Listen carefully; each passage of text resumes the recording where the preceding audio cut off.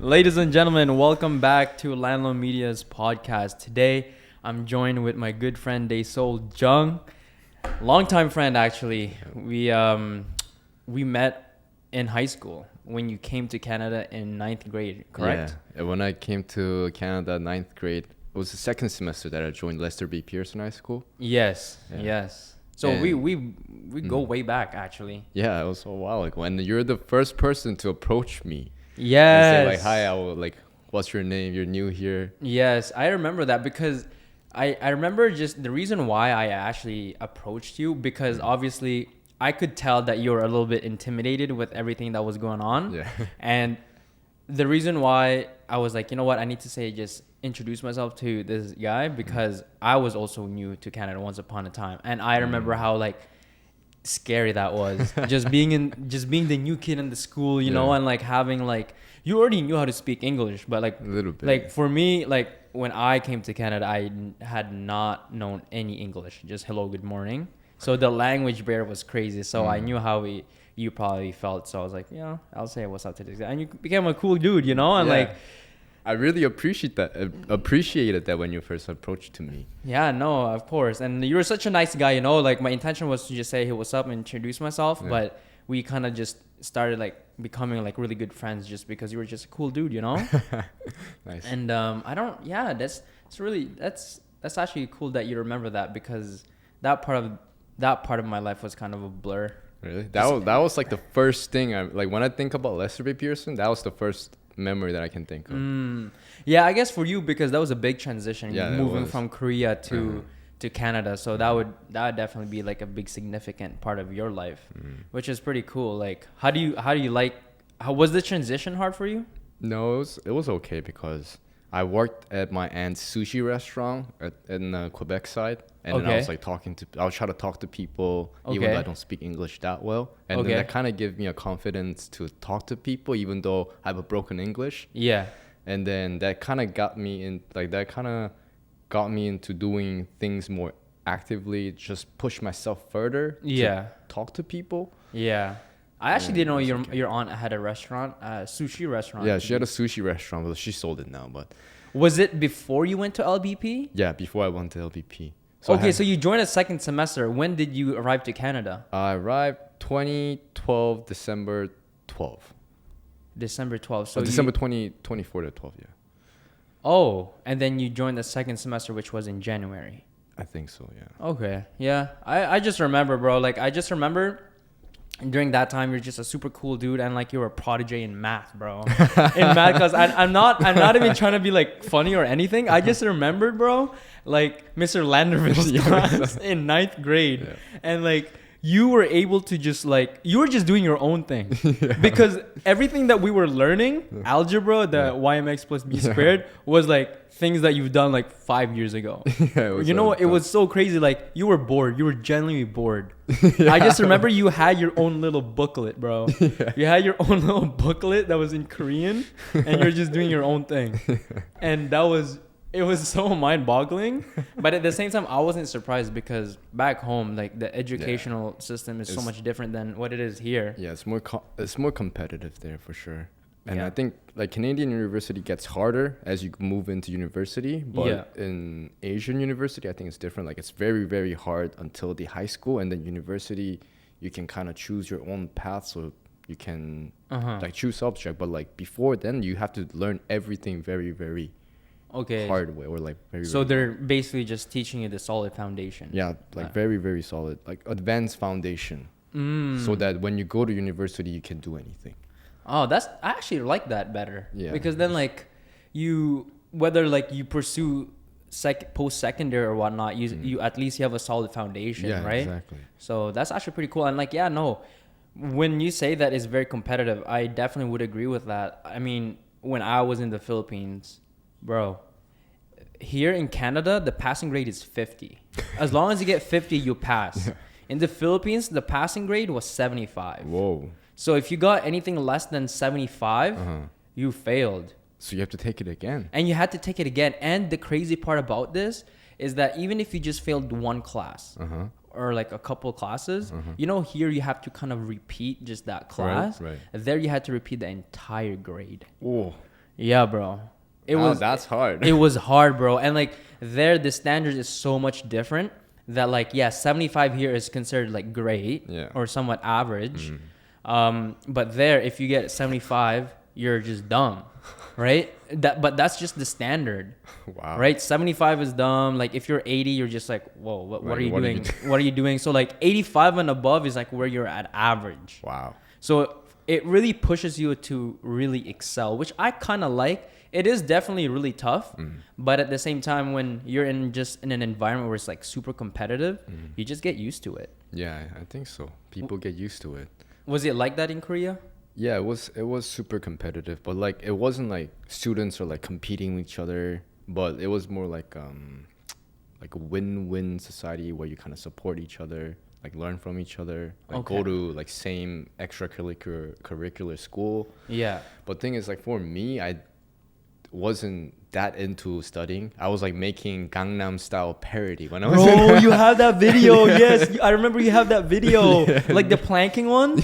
I remember you have a viral video on YouTube. It went pretty viral at the time. Yes, bro. It was like 37K view, but something like that. Yeah, but back then that was a lot. Yeah, back then that's when lot. like YouTube was just started. Yeah. So that's what I was into it. I just played soccer and basketball, and my dad was like, Daesol is not studying that competitively, so why not just send him to like Canada where he can actually play, have fun, and learn something new and different. Oh, so is that why you initially moved to Canada? Yeah. Because your dad just wanted you to just live your best life in a way? Yeah, because he went to USA for his master, and then I think he really liked living there. Okay. So he thought I would be a better fit in Canada or USA, so he just sent me to Canada. That's actually a really nice perspective. Like, not a lot of parents have that. Because a lot of parents, if they had seen that their their kid is not doing well, they would somewhat punish them and be like, you know what, you need to get this done and make the kid feel like shit somewhat for just trying to be themselves. Just to push it, right? Yeah, but that's really nice that your dad did that. Yeah, I actually really appreciated that. And ever since that, I love living in Canada. Even though I might move somewhere else in the future, but generally, I love Canada. Where would you move in the future if you did? Probably, I wouldn't. I mean, this is a big picture. Yeah, but like that's down the road. Yeah, that's down the road. I would probably just travel often. I'll have a like main house in Korea, Canada, and in Thailand, and then rest of it I will just travel. I want to go to Europe. I want to go to like East Asia, like Dubai, Moscow. So, what you're telling me is that you'll be rich. Basic, bro, because bro, you just literally named like 10 different places, and you literally said live, not even just visit. Yeah, no you said doubt. Live. No doubt. Yeah, that's sick. Yeah, because you like Thailand would make sense. Your goal is from Thailand, right? So that's pretty cool. Yeah, that's definitely feasible. Like that's the same with me too. Like Canada really is like a great country to really develop yourself, but I think if you want more than average, I think it's important for you to move around. Yeah, you know, I think so. Because there was a quote that I heard one time where it said something along the line of, if you really want to excel and push yourself to your limits, you have to move out of the city that you're born in. Oh, interesting. Yeah, because a lot of people just feel comfortable. Yeah. You know, because a lot of people would feel like, okay, this is all that I've known in my entire life. This is all that life has to offer. Whereas when, like, for example, for you, when you came to Canada, you had to overcome a lot of obstacles probably, whether that was language barrier, making new friends, just the culture shock, right? The food and how people interacted with each other. But now you have fully adapted that type of interaction, human interaction, but still know how to interact with people back in Korea. Yeah. You know what I mean? Yeah, exactly. So it like kind of unlocks your new skill. Exactly. And that gives you more opportunity or network to something that you'd never thought of before. Exactly. Yeah. And you just get exposed to people with different mindsets, right? Yeah. Like here in Canada, it's pretty cool because you get a diverse amount of people. You get a great diversity, so you get every cultural background, but it still hits different, right? Like having you as a friend and you're from Korea is, as much as you can tell me about your culture, is going to be much different. It will hit different if I were to go and visit myself, or as a matter of fact, live there for like a year or two, right? Right. It'll resonate with me a lot more. So it's pretty cool, yeah. But what have you been up to lately, though? Lately, I've not recently, I started a software startup. It's not official yet. Okay. Okay. I mean, you're always starting something new, which is what I really like about that. Thanks. And it's just like a lot of things haven't seen light yet, but this is one thing that I'm really counting on. Okay. It's called fable.social. And if you just type in fable.social, it will show up the website. But pretty much what it does is that we connect with university clubs and some jobs outside of university, and then we bring opportunities to students for them to interact with, for them to participate in events, that kind of stuff, to make the campus life more exciting. Okay. Because a lot of the times when people go to university, they get excited in the freshman year, and after the second period year, they either just stick to study or they kind of lose track of what they want to do. Yeah. And then they pretty much waste time. Yeah, they lose interest, and yeah. And that's one thing about University of Toronto. There was a lot of mental health problem too. Okay. So we kind of wanted to provide an environment where people can easily interact with each other and has access to more information, because the way the university lays out information is very, very old. Okay. So it's not effective, or it's not efficient. So for example, if you want to look at events, it'll be just like a title text. And then there will be like 100 lines of text. Yeah. And if you want to find a club, it'll be just like 100 lines of text. Okay. So you don't even know, like you really need to like spend entire day to go through every single one of them to find what you like. But nowadays, that's not how it works. If you want to look at the company, you will go to like LinkedIn profile and you instantly see what this company is about. So we wanted to kind of give that chance to students. So for example, if they are interested in, let's say, Muay Thai club, then if they just click on the Muay Thai club profile, they will just be able to see everything at once. So they know what to expect, what to get, what kind of events that are coming, who's in the club. Yeah. So this is basically like a hub where people can just find things a lot easier. Yeah. Right? Because no, I definitely do agree with that. Like sometimes it is very difficult, especially when the university doesn't push it all that much. Because I remember when I was in university, there were a lot of clubs that were hidden or like were not unheard of, because you would only see them through like a poster board. Yeah. That like you would see like a poll and there's like 100 poster boards, and like it's impossible to find something. Like you wouldn't be walking around and see that poll and just like go through all of them. So it's really easy to miss out on. So what made you want to do that? So personally, me and my friend, his name is Yesin. Okay. When we were in university, we were kind of interested in club. We were kind of interested looking into events, but we weren't able to really find it unless we had someone that knew what's happening around the campus. Okay. So we didn't have a lot of activities. And as we were about to graduate, we realized, I wish we had more experience, or we had more opportunities to go to these events or meet new people in the first or second year. That probably must have been more fun. And then as we were talking about it, as we were having a dinner at the campus cafeteria, I was like, we should build something. And then that's when we start bouncing back the ideas, and we first came up with something called Study Buddy.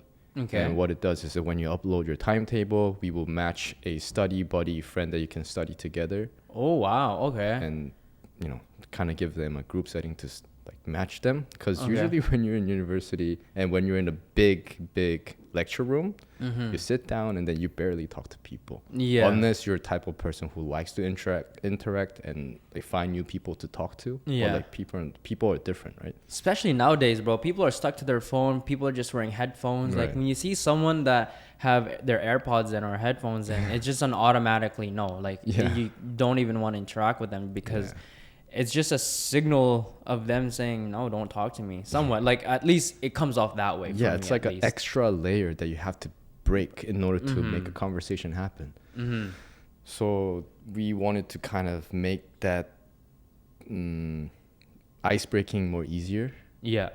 So we have developed that algorithm, and then like you can create your profile, upload a timetable, and it will match students. Yeah. But now we are in a phase, how should we match the student?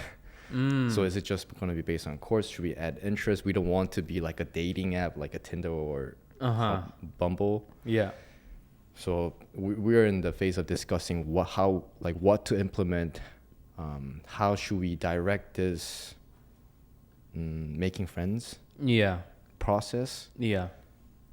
And combining that with like introducing events to students. I guess also with this, that means that both parties would have to be involved. The school and the students would have to kind of know that this application is out there, right? Like, have you guys, I don't know how far you guys are into your project, but have you guys like built your brand already, or have you guys already thought of your marketing strategies on how you guys are going to push this idea to the students? So that is the one thing that we're missing. Okay. So we have an Instagram profile page, and when we first launched, that was like 2020. Okay. Like 2020 September or August, and within like a month or two, we got 3,000 followers from zero. Oh wow! All organic? Yeah, all organic, no paid ads, whatever. Oh wow! Yeah, so it was like something that I think students wanted. Okay. So, and also we did a case study research. I don't know if that's called. We did a market research, and then we found out in Germany they have a very similar platform like us. Okay. And then they were very successful, I forgot the name of the website, but that website pretty much owns Germany university thing. So that platform pretty much navigates. It works for every university students. And their company evaluation was like 10 million or something. That's crazy. Yeah. So I mean, you said you don't have any marketing, but then how did people find that? So we just have an Instagram page, and then we just like posting like, oh, Fable is this kind of platform. And then that just generated 3,000 followers. Yeah, That's crazy. That's crazy. And we did kind of a trick. Okay. My friend built an algorithm that follows everybody who is involved with U of T. Really? Yeah, and then when we ran the script, and then we just like start following, the algorithm starts following people. Oh. And then we were able to get. So you didn't buy followers. You kind of just did the trick where you follow people, and then they just follow you back. Yeah. As a byproduct of and you then following them. I think we got pretty good engagement though from that, and people were DMing us like, when is it gonna be released? Like, what is this? Can we get involved with the process? You guys are that deep. You guys, that's so crazy. You guys didn't really think of a marketing plan, but you guys thought of creating a system that would somewhat hack the system. I mean, that's actually a smart system. Where can I get that? But we got banned. Oh. Instagram found out that you guys are following too much and at too fast rate. They're like, we're gonna ban your account for 2-3 days. But that was it. And we got 3K followers. Yeah, because I know Instagram has this tool. I don't know if you could really call it a tool, but like when you follow too many people in a day, it kind of blocks you from following other people because it makes your account deemed as a spam account. So that's probably what happened. So do you think if you ran that algorithm, that thing again, that tool, do you think you guys would get permanently banned? I don't think we will get perma banned. But probably suspended. Suspended for like few days. But I am willing to too risky. I'm willing to take that risk. I mean, how long ago was this? Because I was gonna say if it's recent, then you can get those engagement back. That was in 2020 or 2021. Oh wow, yeah. So it was a long time ago. So is that project still ongoing right now? Yeah, so we did it for a few months initially, like 2-3 months. We worked on it for 2-3 months and we released it, and then our initial product had a lot of error. Okay. So it's you and your buddy that just coded this. Coded. Wow. That's crazy. And we had a lot of errors, and we ended up like not working on it for like a year. So we just left it there for a year. And around 2022, we started to pick up again around September.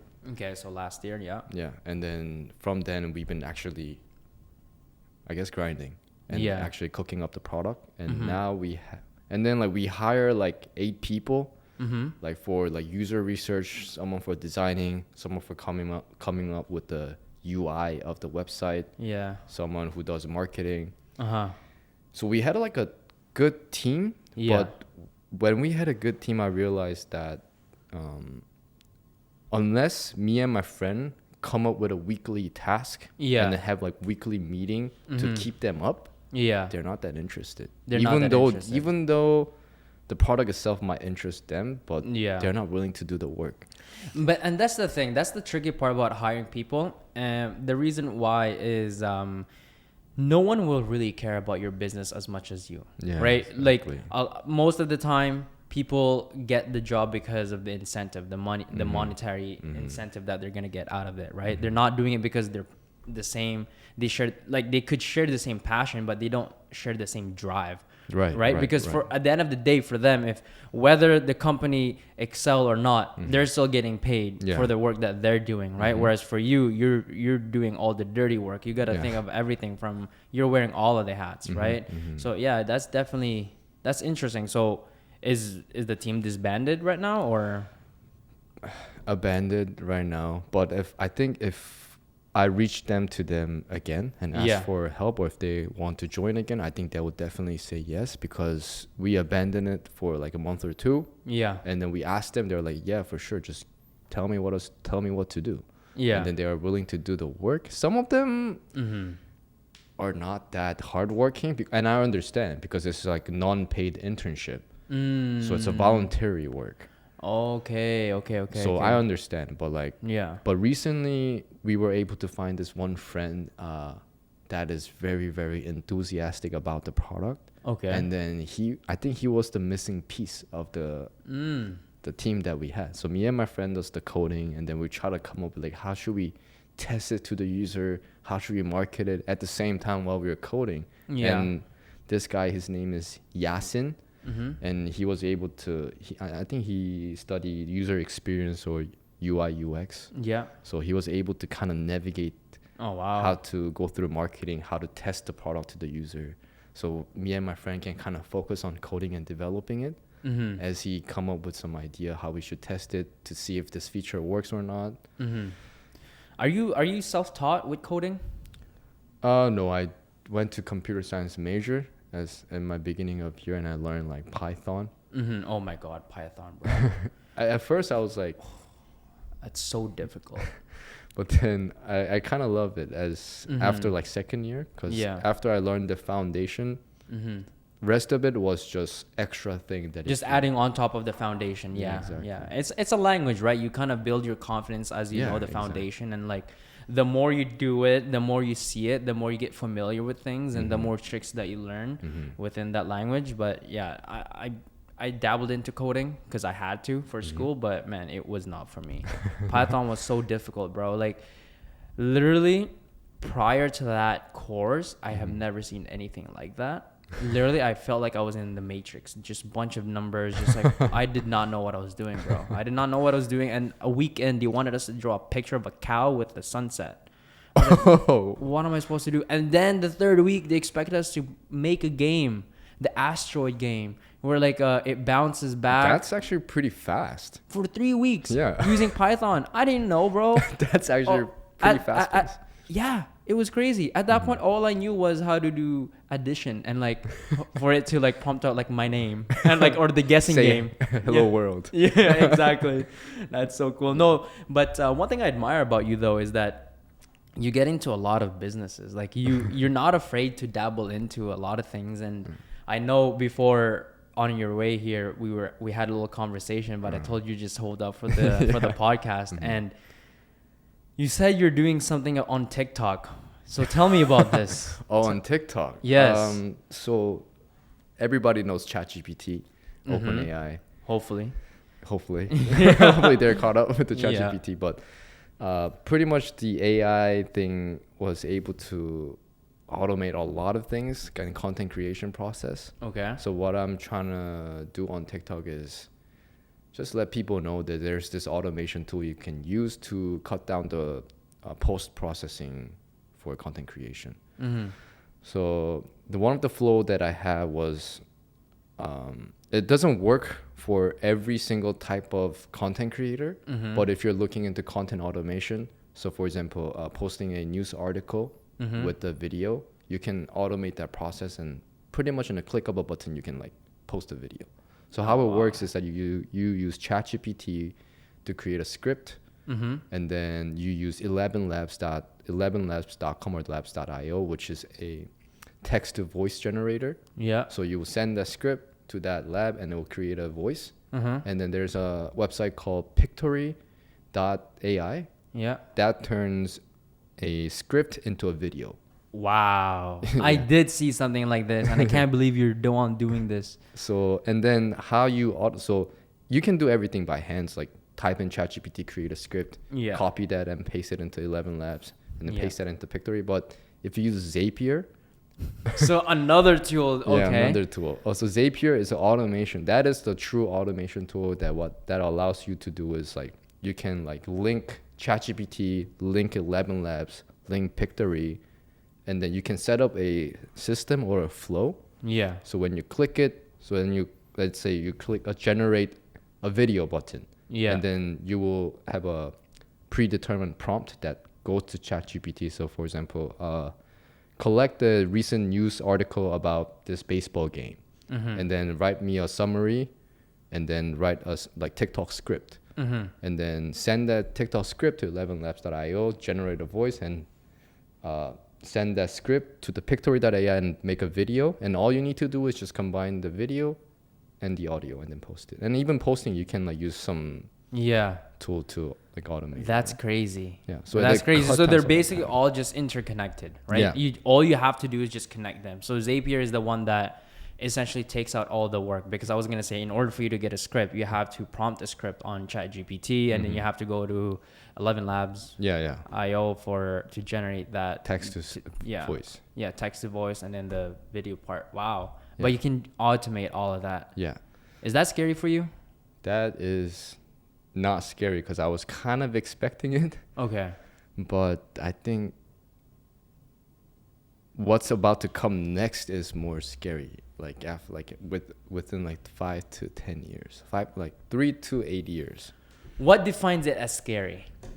Scary is that where AI surpasses human, and do you think that's inevitable? Yeah, that's inevitable, I think. Because of the computing power, like our brain, although our brain processes it very quickly, the computer can process a lot quicker and can formulate all the possible outcome. Yeah, exactly. And even though our brain is super, super powerful, we can't memorize a book. No. We can memorize a single book. It will take a lot of time. Yeah. Whereas AI can memorize in like one upload, like in 1 second. And then it can memorize a library. How can you compete that? Even though, let's say this person A is dumb but knows everything, every book about in the library, when you have a conversation with this guy, you won't be able to compete with it. Yeah. When you're talking about like a book topic that is in the library. Even though let's say his processing is not as efficient than human, because he has such a large information, he can just. But then, I obviously don't know what the future would look like. Then wouldn't you say the AI is still somewhat limited based on our own doing, based on our own action? Because a lot of the things that's written on a book are based on human research, right? Like we go discover new things, and we write about it, and we log it, we discuss about it. But then with artificial intelligence, it's only as smart as we want it to be based off of the information that we upload. So, for example, AI could be as smart as it could be for all the information that we've implemented online. So if today, let's say, nobody puts any more information, nobody uploads any more information, then AI would only be as smart as 2023 is, right? Wouldn't you say? Because, or do you think AI is going to get to a point where they can create robots that will go and discover things? And so I think we got to think about how we learn. We learn the same way, because we learn based off the information that was already written by human, and we interpret that information to learn something new. And that's just how AI learns too. Yeah. So it's the same learning process. So even though, let's say, all the information stopped now, there are so much information that we weren't able to digest, but AI could digest everything. And then just formulate a whole new idea. Yeah, formulate a whole new idea. And like you said, I think they're going to release a robot that will do its own thing. But and then refine something new. but here's the thing though, like, yes, you obviously can formulate new ideas, but then discovering new things, whether that's like, let's say a new species underwater that we've never discovered before, right? Like that information would never would be, it would be limited on that information. Oh, tell me about that lulu fish. I don't know. Like it wouldn't know anything. It wouldn't know anything to no, it wouldn't. Like it wouldn't know anything, but like that applies same for human though. Like you won't be able to find it. And that's what I'm just saying is that like it's still limited. AI is still limited based on the human action, because if humans then stop exploring and start stop putting information, uploading information, then AI's intelligent will eventually get stagnant. But here's the scary part. Like this is where I think it gets scary, because like Boston Dynamics, they're creating like robot that can do like backflip and dance. Yes, I did see that. You see that, right? So once that is released to the public, once someone gives an AI access to that robot body, it could do its own research. It could just go into the space without a spacesuit. That's true. And then it would discover a whole new thing. That's by true. itself, and eventually it won't need human. It still would though, no? Because then like how would it sustain itself? How would it like with power? How would it sustain itself with like, because solar power, renewable energy. Renewable, yeah, you're right. But then natural causes, it gets rained on. You know? Makes sense, but I think there's gonna, like, cause everything is about power, right? And like this whole world is like, this whole world depends on power. Yeah, it's controlled by minorities. Not minority, like controlled by elites, right? Like yes. Only few people, and then what they really care about is the power and the control. Okay. And if they have power to AI, they're not gonna let it go. True. They're gonna find the system, or they're gonna find a bunker that doesn't die, and eventually it will become like AI versus AI. But humans are using it, but it'll be like AI versus AI, and then human will try to do everything to protect that power. People who is in charge, because AI will be able to do everything. Like the one example that really surprised me was that I think every year or every 5 years, we do a protein prediction competition where scientists has to predict the perfect structure of a protein that fits human body. I'm not sure exactly. I'm not sure if I'm saying it correctly. Yeah. But that's the kind of context of it. Yeah. And then they've been doing it for like 10 years or 50 years to come up with like a best protein formula that works well for the human. AI was able to generate the better version within like 2 months. That's crazy. Yeah, within 2 months of like 10 years or 50 years of work, just done in 2 months. And it's better. That's crazy. And I just think it will definitely excel human at around 2034. Yeah, but then I know we're getting so off topic, but I guess the idea of human extinction, I don't think will ever really happen, because would AI have the desire, because AI does not have any emotional intelligence, right? Would AI have the desire to reproduce, or like would it have the desire to like gain power the same way as humans do, right? So I have a good analogy for you. I think Elon Musk said this in an interview. Okay. And he said, like, if we are building a road in a desert, if you're laying out the roads and then we see an ant colony on the way, we will feel bad for them, but we will still build the road. So do you think that's going to be like AI? Yeah, so I think he's like just comparing us to AI and we're the ants. Yeah. So that's... But the ants didn't create us. We create... That's a little different, but I think the intelligence gap that we're going to have is going to be that huge. Yeah. Yeah, because like if you already look at ChatGPT, it could already replace a lawyer, and for us human to learn that subject will take like 4 years or 6 years. Yeah, honestly, man, like when I think about AI, it's a little scary in terms of like if I look into the dark side of things, but it's definitely not so far off, because there's this funny meme that I saw where like if you literally take your cell phone and bring it back like 500 or 1,000 years ago, you could take a picture of someone and you can convince them that you captured their soul in this little glass, you know? Imagine taking your phone 1,000 or 2,000 years ago, right? Because the technology did not exist. Yeah. Light didn't even, like, electricity didn't even exist 2,000 years ago. So imagine you just took a picture of someone, a video even. You could literally convince them. They would think you're the devil or the witch or something, bro. Yeah. You get killed. But so like the idea of that is just so crazy, but that's just 2,000 years in gap. But now like the way things are developing is on a scale where it's like it's hard to even scale. Yeah, it's just hard to even imagine. So hopefully I'm dead by then when this whole crazy shit goes on. But no, it's gonna be like when we are alive, when we are like 30, 40s. Yeah, definitely. 30s, that's 5 years away from me, bro. like around 40s, I think. Yeah, definitely. Yeah, I mean, like you see that now with all the vehicles. Like there's like there are things now where it's saying like they're gonna ban gas powered cars in, like by 2030 or something, like the import of gas cars in Canada by 2030.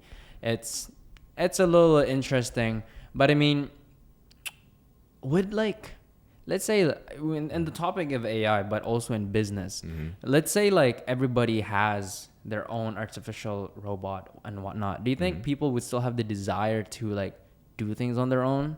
Like right now, we have the desire to make money so that we can go and do things, right? Whether that's for us to just experience things and whatnot. But like if we're living in this like virtual reality world where we're all just have goggles, so do you think people would still care to do whatever it is? Yeah, definitely. So I think, so have you heard of WEF, World Economic Forum? No. So WEF controls 95% GDP globally, global GDP. Okay. So they're pretty much Illuminati. Yeah, they control the whole world. Yeah, they control the whole world's economic money, value, right? Yeah. And they recently came up with this class called, I think they're debating this concept, but it's called useless class. Okay. Basically, what that class is that people who has no economic value because AI can replace them. Yeah. That's messed up. That is messed up, right? But that they are discussing that idea. They came up in that forum. And I think what I remember is that they're gonna build a AI city powered by AI, and then just they let AI control those people and see how it works. So they're doing experiment. But the environment's gonna so those are that place is for the people who are useless, who is actually not useless, but that's what they call it. Yeah. So there's gonna be people like what you say, they're just gonna like stick with, I don't know, VR system. Yeah.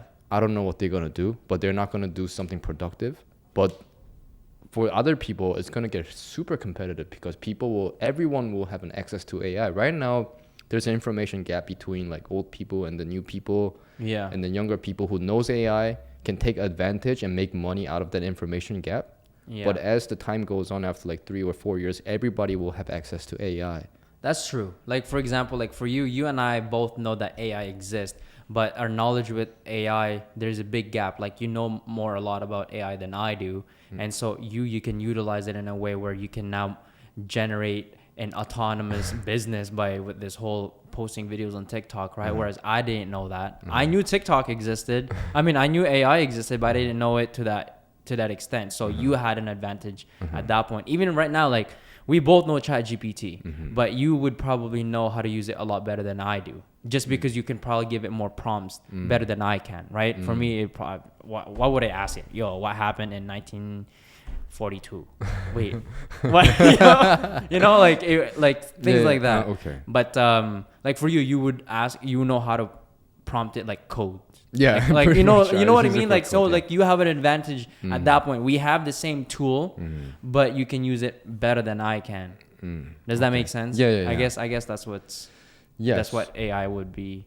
Yeah, but Yeah, exactly. So that's why I'm saying in the future it's gonna get super competitive because everybody will have access to AI and everybody will know how to use AI decently. And now you got to do something more, something I don't know more. I don't know what's it gonna be, but it's definitely gonna get more competitive. And I think that's why Elon Musk is coming up with this Neuralink thing, where you insert the chip in your brain, right? That's crazy.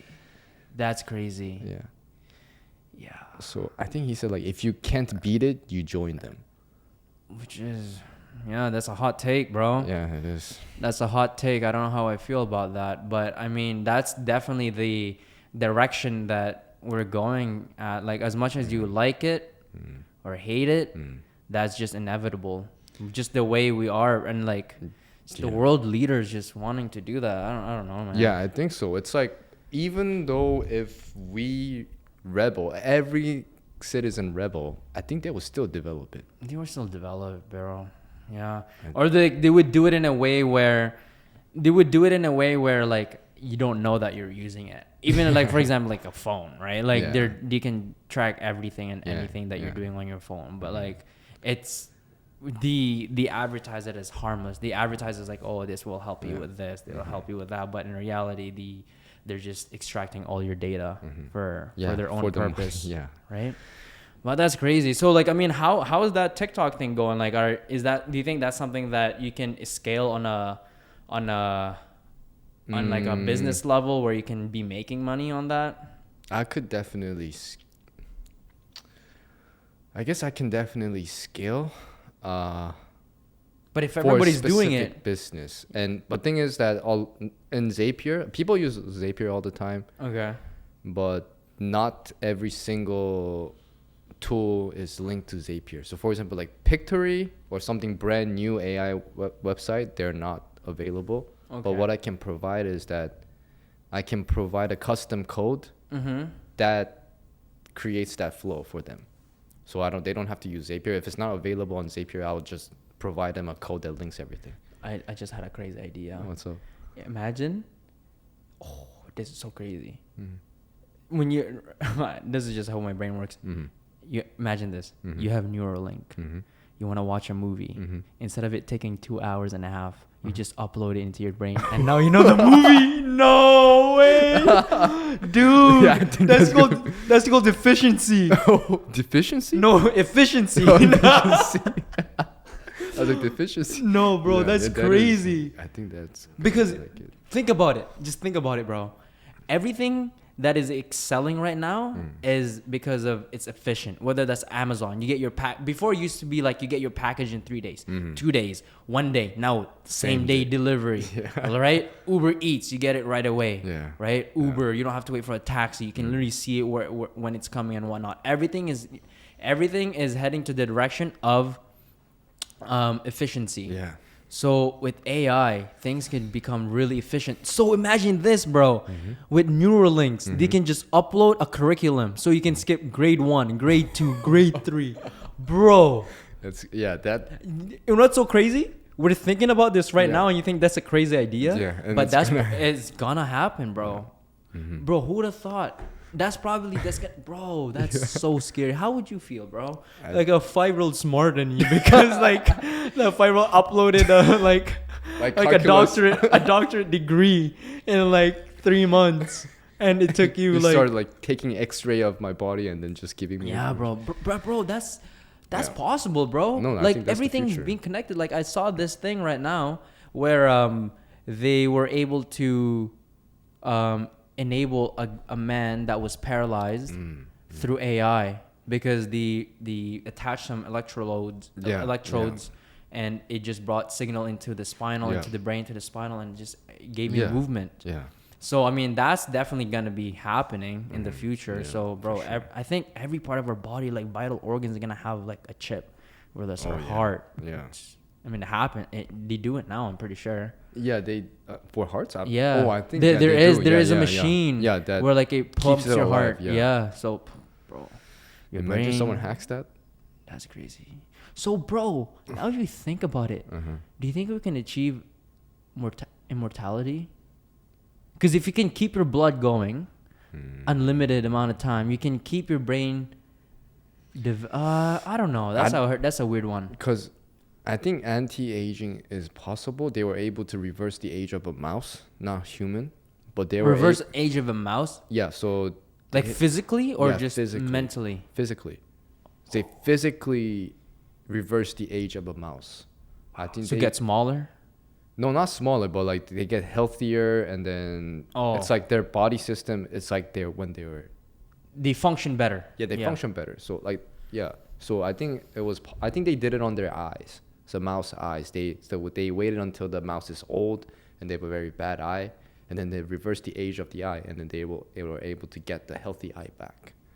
Wow, it's crazy. That's crazy, bro. And imagine AI jumps into that topic. It's gonna be and it eventually will, bro. I mean, because eventually, bro, this is gonna be a hard take, because like, imagine like instilling all that, uploading all that information to a 5-year-old. Would that be humane? Uploading, let's say, like a doctor's degree for a 5-year-old, so that we can have a better functioning society. If that's what they're going for, to have everybody to be functioning, to not functioning, but more of like an elite society, where like everybody, because like going back to what you said, everything is going to be a bit more competitive. Yeah. Right. So then, in order for you to compete with AI, you also have to be part AI. AI symbiotic. Yeah, bro. That'd be crazy. But the only difference is you have the emotion. You have the emotion intelligence. And only thing I'm like concerned is that if people have that much resources, that much knowledge, will they be able to actually process it and use it like morally? Like probably the way they live their society would change. Everybody would be robots, bro. Everybody would have the same output in some way, right? Because everything is going to be calculated. I shouldn't do this because that person will react this way. Yeah. Eventually nobody's going to want to commit a crime. Yeah. Right? Yeah. Because then you can just upload information. Yeah, you'd be like, no, that's not allowed. That's not within my computing processing capability. Yeah. It's overriding. Yeah. But you know what's crazy though? Someone still has to be controlled. Oh. Someone has to still be in control of that. Right? You can't just let it be let it out free. there. Yeah. You know? Bro, we're just thinking of crazy ideas. Crazy possibilities. Yeah. Clip this and we'll look back in the future and be like, damn, we were right. You never know, bro. Yeah. That's one. It might be better maybe for a few years. Yeah. And I think I've seen. Have you seen the Netflix show called? I don't watch Netflix. No, Love, Death, Robot. No. That's a pretty good series. It is. And they had a very short series, 20-minute, and then they had a society where yogurt controls. The yogurt is like an AI, and they're super intelligent, and they control the entire world. Wait, yogurts? Yeah, yogurts. So I think they're like just making a metaphorical comparison. Yeah. But thing is that they have a yogurt society where everybody's healthy, the city is perfect, and then there's a society without AI, without yogurt, and they're like trash. There's like a crime, and there's like an accident, and then they shows you the two different society. So at the beginning, the people who lives with yogurt, they're living very well, living very healthy, the perfect life. Yeah. And then the yogurt just starts to take off from the earth, and then it just goes do their own thing. Damn. That's, bro. Any idea now is going to be possible. Yeah. You know? That's crazy, though. Now, I just feel like short term, it might have some, I don't know. I don't know. It's hard to say, but all I got to say is that I'm just glad that I was born in this lifetime because I got to experience real stuff, you know? Right. Like whether that's like me experiencing what it's like to actually go outside and play, to interact with people, not through my phone and whatnot. But that's the thing too, though. And like, you know who's to blame about this? Not that this is who to blame, but it's more about just like all these businesses, bro. They just do so much research on how to get your attention, on how to just like captivate you into doing things or like to feel certain ways. And that's just going back into business, and that's just how like businesses are able to just captivate you through their brand. Yeah. Right? It's just weird because if we are moving to the AI thing, right? And like AI does not have any emotions, but like now brands, businesses depend on human emotions, right? Because a lot of the times you make decision based on how you feel. Right? For example, like you can pick between two shirts. One shirt is a brand that you like versus the other shirt that you don't like. You're gonna pick the brand that you like because you have an emotional connection with that, right? And because that business have built that brand, and that business have built that emotional connection with you. So it's just interesting to see that if we do move towards the AI stuff and we kind of like lose that emotional intelligence that we have, I wonder how businesses are gonna adapt to that feeling, right? Like if everybody already had a biased opinion. Like that's what you're talking about when everybody had the chip inside their brain. I don't even know what I'm talking about. I don't even know. I got lost with this whole AI talk. But I guess the point that I was going there is that if eventually AI takes over and we lose our sense of emotional intelligence, then I think that would be the end of the world. I think, for everything, for businesses, and that would also entice businesses to stay away from AI. But I have a hope. This is my blind hope, but I have a belief that humans will be able to find a pathway to adapt the AI and still have emotions and still construct a stable society somehow.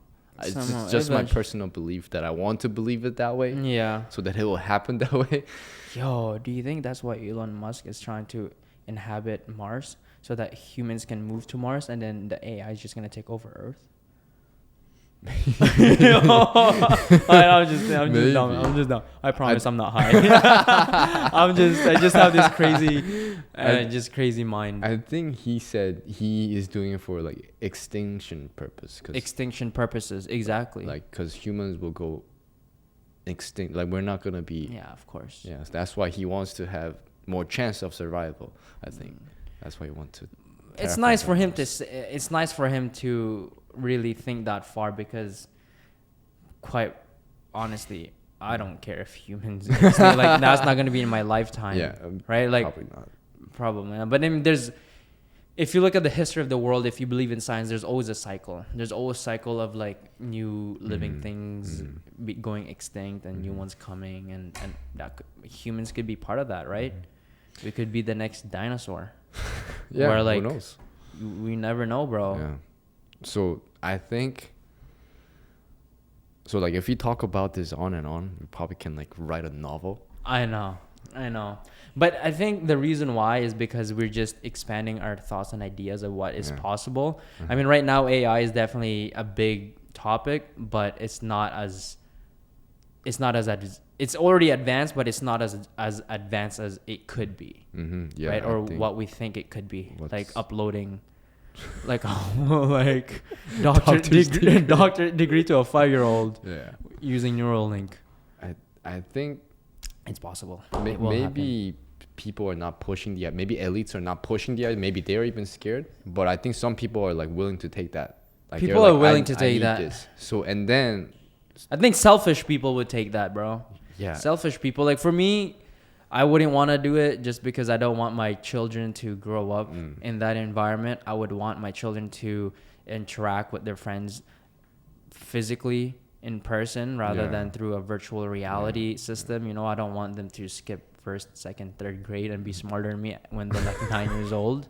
You know what I mean? Yeah. So I think, I don't know, man. It's crazy, but it's all AI just started because of fucking capitalist business, right? Would you say so? I think like why would I think it's human nature, just human nature, because we want everything efficient, we want everything better, we want everything faster. But like, didn't that feeling derive from wanting to make money though? Because you know that people want things to be efficient, so you're creating something so that you can have monetary gain off of that. Because at the end of the day, if there was no monetary gain, would you still have that same desire? Right. But don't you think that's just like a human nature desire of wanting to have a power? It is. It definitely is. I don't know. I don't know much about AI, so a lot of this is just my ideas. I'm not as educated, so these are literally just opinions, not even a statement. But yeah, man. I think people will be like, eventually they will have to force adapt the AI. Eventually. Would you want your kids to adapt to AI? No. I mean, like I want them. I mean, you're into it. You're trying to make AI. money off of it. Why not your kids? I don't want them to put chip in their brain. Definitely not. Mm-hmm. But I think AI tools are useful, and I don't know if I'm being too optimistic, but I have a hope that AI and human can coexist, like in the movie, like Star Wars, like R2D2 type of style. Yeah. It definitely will create shortcuts, man. Like honestly, with all the information that people are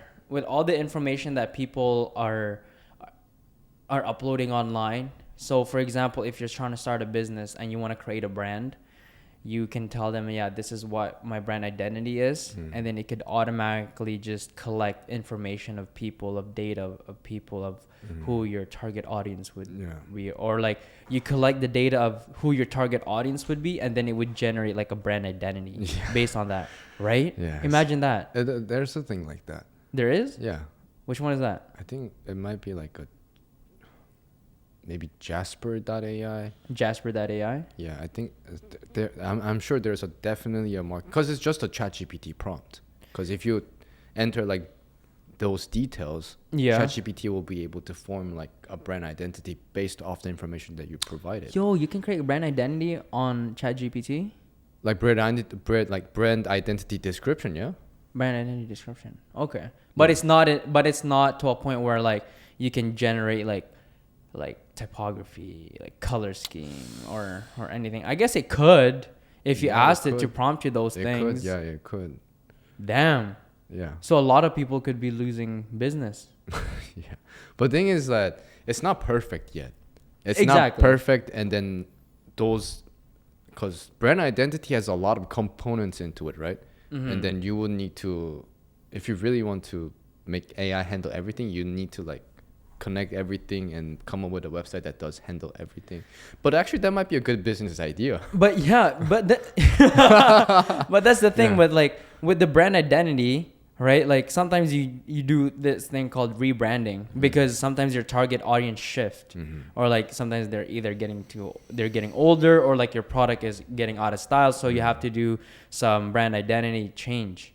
But so I think you do some rebranding, unless you have a staple classic business like Coca-Cola. Like your target audience is basically everybody, so you don't really have to rebrand anymore. Whereas if let's say your brand is, I don't know, let's say you're a personality and you're selling t-shirts, and as you get older, your target audience, your followers are getting older, they might not be into the same thing anymore, so you have to pivot. So it'd be interesting on how AI would be able to adapt to that. I think AI can definitely, like, as long as you provide the correct description of what has changed and give me a different strategy, it definitely can. And even typography or logo. Yeah. You heard of Midjourney and Stable Diffusion? No. So Midjourney and Stable Diffusion or DALL-E. DALL-E, yes. Yeah, DALL-E's crazy. Yeah. But it's not that accurate. It's not that super accurate. Yeah, it's warped a lot of the time. But thing is, the Midjourney and the Stable Diffusion and DALL-E, they've been released for maybe 1 or 2 years. And then if you look at their timeline, how fast they develop, it's insane. Really? Yeah. So, and I think by the time next year, they will be able to generate like a crisp image that is true to the description. But the thing is, now they added a new feature where you provide an image and it gives you a description. But then here's my question now, though. So let's say we have two businesses. Let's say you and me are both want to start a shoe business, let's say, right? And then we both have the same target audience, right? And then we asked the AI to prompt our brand identity. Then wouldn't it be a problem if it prompts up the exact same thing?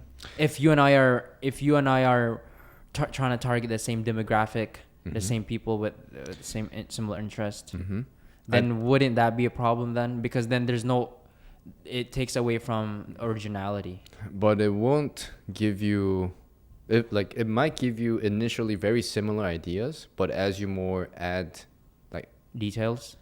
details, you ask question or you want to tweak something, eventually it will branch out to different things. Eventually, Because like if you just want like if you just ask one sentence question or like just one paragraph question, then it might just give you the same answer. The basic one, It depends on what kind of prompt you give it, right? Right. The more detailed you are, the better answer it'll give you. Yeah. Or the if you if you ask the right question, then it will give you the right answer. But then it's like, you know what's crazy though? Like being in the branding industry and marketing and business overall, what is scary to me is, let's say all these artificial intelligence I can't even say it. All these AI platforms like excel, right? What's crazy is that like someone like I could go to a client and be like, yeah, this is the quote. Let's say it's $5,000, and he look at me and says, I can just ask AI, and it's free, and it will do a much better job. That is scary to me. That's scary to me. Like it definitely would be taking people's jobs. Yeah, that's gonna happen. So right now is the gold rush of AI. No one like there is a like information gap, and that's the opportunity is at. But sooner or later it's gonna close. So what would you say? What advice would you give someone like me who is into this industry?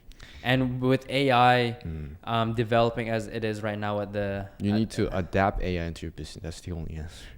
I have to adapt AI. Yeah, you have to adapt so that it is more convenient for your customer to use it.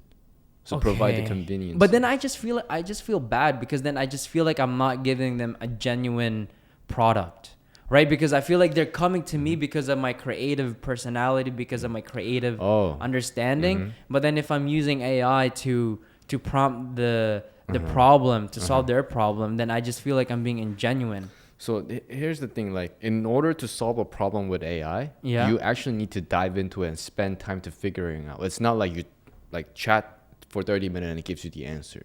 Okay. So like you really need to put time in to figure out the right solution for the problem that you have. Like doing a whole discovery. Yeah, whole discovery. You ask the right question. You ask this question. You experiment with this. And then, like, for example, marketing, you still need to film the video by yourself, right? You still need to create content by yourself. Yeah. Because right now, AI is not at that stage yet. But you should start adapting to it. So when it comes to the age where AI can actually make videos and images, it'll be easier for me to adapt. Yeah, adapt. And then you will, by the time, you will have different things.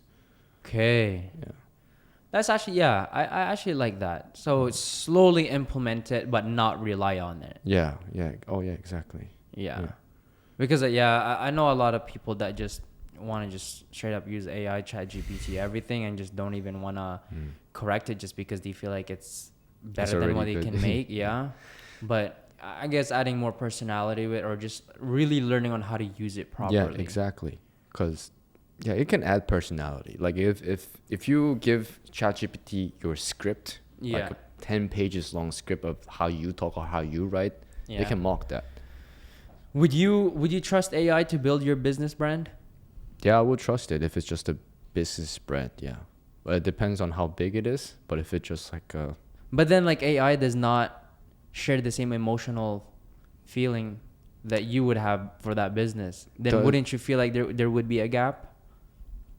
I can feel in that emotion part. Like I guess I wouldn't let AI to solely run the business unless I really want to go aggressive. I don't care what the AI do to make money. Maybe then I would just let AI handle it. But if I want to be a little bit more moral, if I want my taste into it, then I'll chime in for like my emotional value or like my vision. And so I will like kind of navigate the AI. Yeah. But then it will still drive by itself. But I just need to give them you're automating it, but I'm giving them a direction. Yeah, that's true. It's just crazy to me because the idea of like they don't have emotions is always the topic that comes up. But in the future, I just thought of something. What's up? Imagine every person that has Neuralink in their brain. Once they pass. Yeah. You then take that Neuralink and you put it into an AI robot, and then it could transfer all that emotional feeling that it has. I think that's there's a startup that doing that does. What? Can I be part of that? Yeah. No way, really? Yeah, I think they. No, Yeah. because when you die, bro, like everything just shuts off. No, there's no way to store your memory once you're dead. I think you store it before. You store it before you die, and then you upload it to like a digital avatar so you can interact like.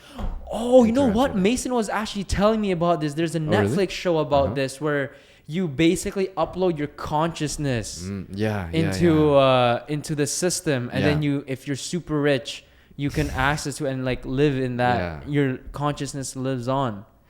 Yo, that is actually crazy. So the future of AI could also be impacted through emotional intelligence. Yeah, it could. So that's what I was about to say to you. I think AI could have an emotion. Calculated emotion.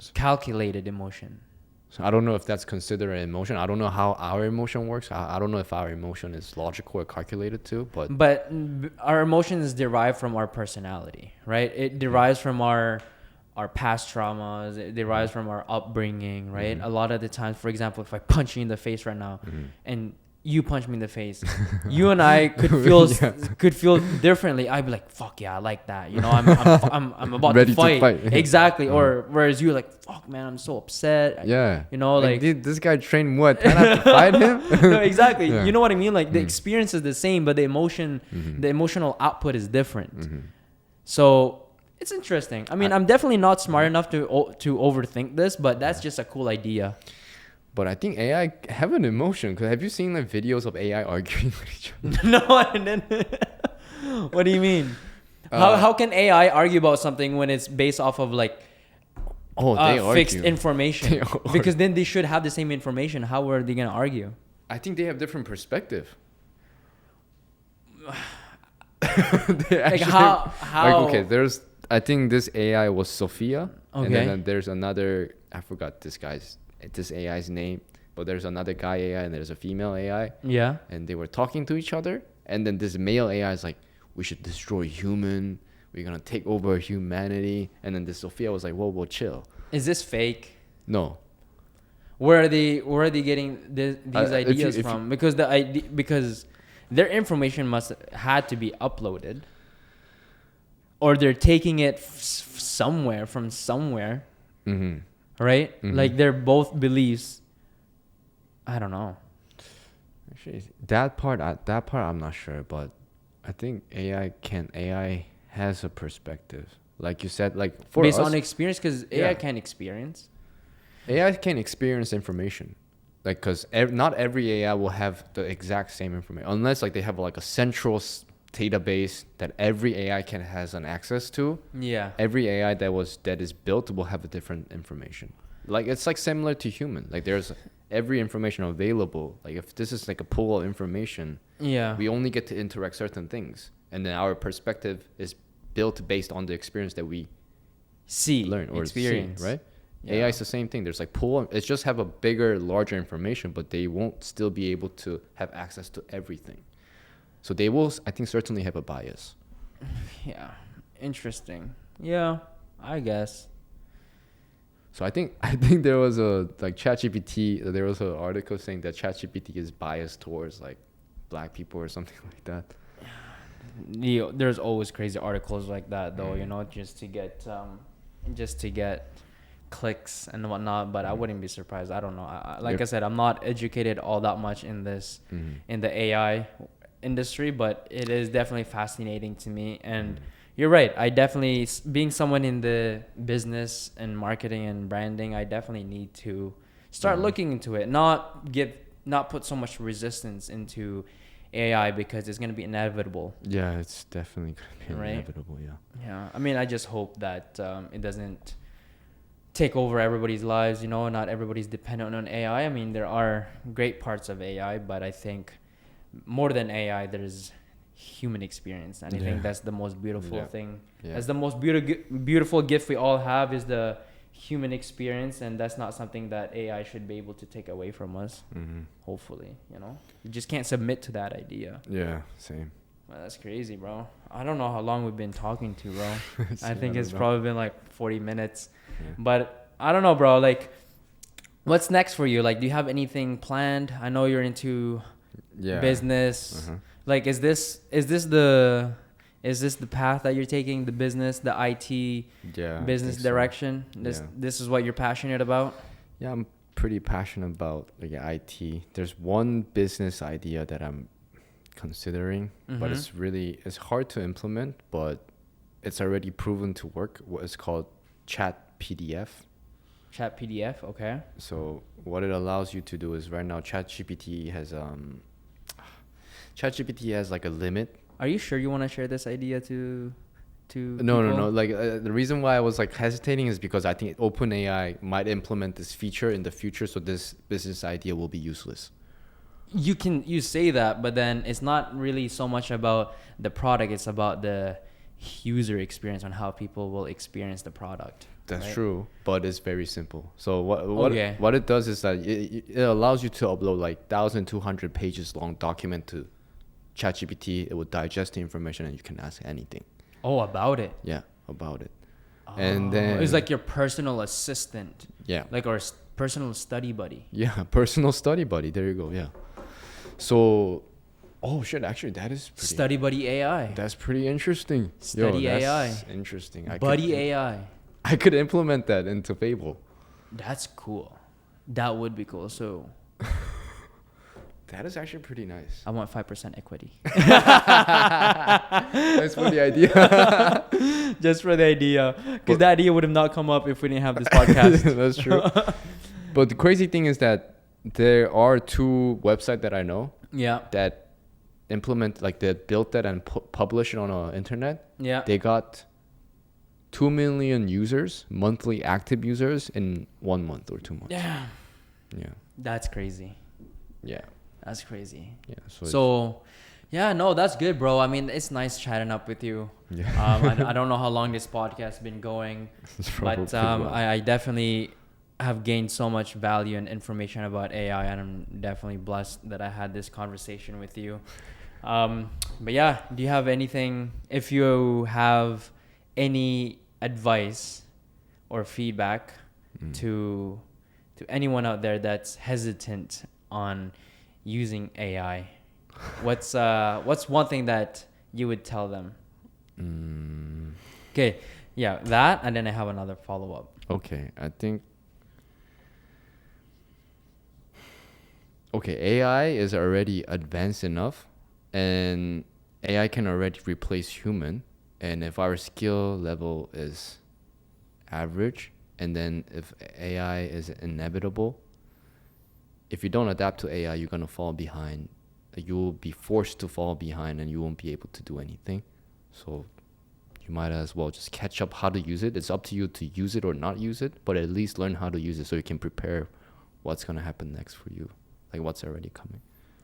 I like that one. It's similar to cell phones on how, because I used to be in the cell phone industry. I would see a lot of older folks that had no idea on how to use a phone and whatnot, but a phone is so important nowadays, right? Right. That's so true. And then the other one, the follow-up I had with that is that what would your advice be for your future children with AI? Would you tell them to rely on it? Would you want them to use it, or would you want them to just live freely? Because you now see what life was like without AI, and now you will see what life is gonna look like with AI. I think I'm playing with your emotions here. Yeah. I think I will tell them to interact with it. But thing is, I will teach them how to think for themselves, and I will teach them wisdom rather than knowledge first, and then let them handle with AI, because it's like iPad or iPhone or YouTube. It's like kids gonna use it anyway. Yeah, so absolutely. You just need to make sure that they're trained enough to consume the right content and use it in the right way. So I think I will just teach them and then let them use AI. It's up to them. Would you be mad if your children was using AI to pass their school test? Let's say that's what I did. So I can't get mad at them. Okay, that's fair enough. I can't get mad at them. That's fair enough. So you wouldn't be mad if one day you get called from your kid's teacher saying, yeah, he got 100%, but he actually got a 0 because we found out that he was using AI? It would depend on the scenario, but if it's just like a math task, and then I'm gonna ask him the question. If he doesn't know, then I'm gonna like, okay, you're learning this. But he's like, yo, but dad, why do I even need that when AI can do the calculations for me? Okay, then I will have like, okay, what kind of ideas? What else do you have? Okay. Like what? Then what are you going to do? Yeah, because you don't want your kid to fully depend on AI. You want them to be able to think for themselves. Yeah, like you exactly. said I just want them to have something they are at least passionate about. Like whether it's photography, whether it's dancing, whether it's studying. If they have something solid, they have like foundation. Oh, I like this. I want to keep doing this, and I don't care. You don't care. Yeah, I think so. And they can just use AI to enhance their day-to-day life. Yeah, day-to-day life. I don't know about the chip thing yet, but yeah, no, I'm definitely not into that, bro. What about you? Me, bro. Like I think I would give this exact same answer as you, and like I said, I'm not as educated about AI as you are, so I don't really have an advice. But I mean, but based off of this conversation, if anybody's on the same boat as me, I think you don't even have to use it. I think right now it is definitely scary, but I think it is important for you to educate yourself on what AI is and what the potential of what it could be, so that you're just not so left behind, right? Okay. It's similar to with your phones, right? A lot of people are reluctant on using phones, but now you need a phone for everything. You know, even for your banking, even getting in like your plane tickets and whatnot. Sometimes you don't even ask for like a physical copy. They need to scan the barcode, and so just get yourself familiarized with it. You don't have to use it. I don't think you don't even really have to interact with it. Interacting with it is definitely going to be better. But I think just educate yourself. Just like with anything. I think educating yourself with things that are unknown for you is really nice, so that you can know, or at least have a plan on what you would do when that day comes. And for my kids, the only thing I would say is that I love you. Oh, that's nice. Honestly, AI, use it. I'm using it. I'll be using it. And honestly, if just use it for the greater good, you know? Yeah. That's just as long as there's going to be, I don't know what the future will look like, but hopefully I'm there. But we're going to be there. Hopefully. Yeah. Well, that's a wrap. Thank you, everybody, for tuning in. For anybody that want to get in touch with you, where can they find you, Daesol? They can just search me up on daesol.j on Instagram or webpro.agency.com. Oh, yes. You have an agency, bro. Yeah. Oh, my God. I'm mad. We didn't talk about that, bro. We got so much. Yeah, we talked so much about that, but that agency is definitely going to be another episode. Next episode. Yes, a next episode. Tune in, because I'm sure next time we have a chat, your agency is going to be automated by AI. All right, everybody. Thanks for watching and listening. Peace. Peace. Jeez.